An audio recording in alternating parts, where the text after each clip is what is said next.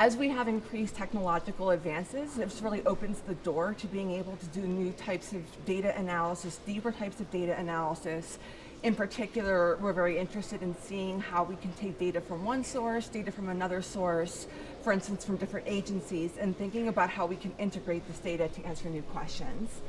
Another component of technological advances that I find very exciting is that as more and more people, for instance, have access to smartphones, have access to apps, we think it's really promising to think about opening the door for citizens to be able to share data, to share their own observations, and really in that way try to help democratize data and ensure that we are really hearing from the perspective of citizens, what are they seeing, what are they feeling, and making sure that we can integrate those perspectives into effective policies and programs.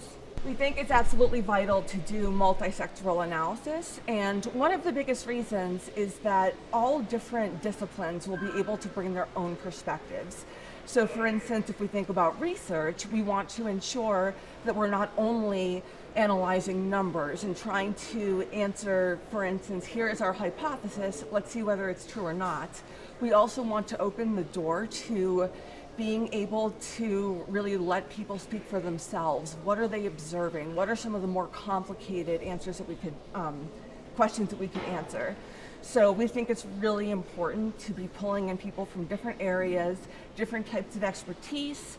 When we do analysis, we also want to make sure that we're bringing in people from different sectors, not only criminal justice, but also education, also civil society organizations, because all of them can bring a slightly different perspective that put together can help us get a more comprehensive picture of what needs to be done.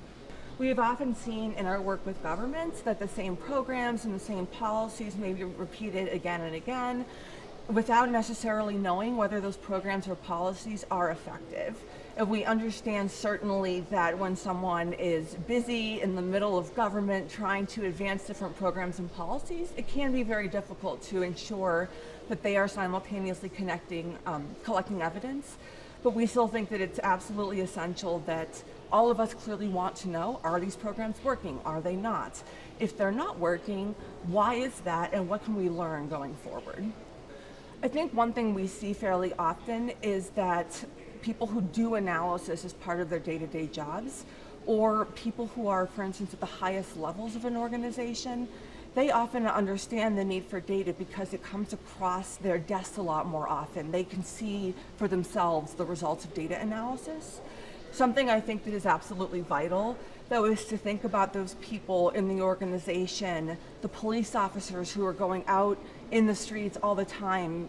They may be busy, they may be overwhelmed. For them, it may be less obvious why evidence and data is so important. So there, I would really emphasize the importance of sharing with them success stories. Here is how we use the data that you collected to help improve the lives of citizens and also to make your work more effective. So I would say it's really critical to not only think about the ministers, the data analysis units, but also really try to communicate with the people who are answering the phones, those who are in the streets, and really inviting them as partners in thinking about how can data be used most effectively.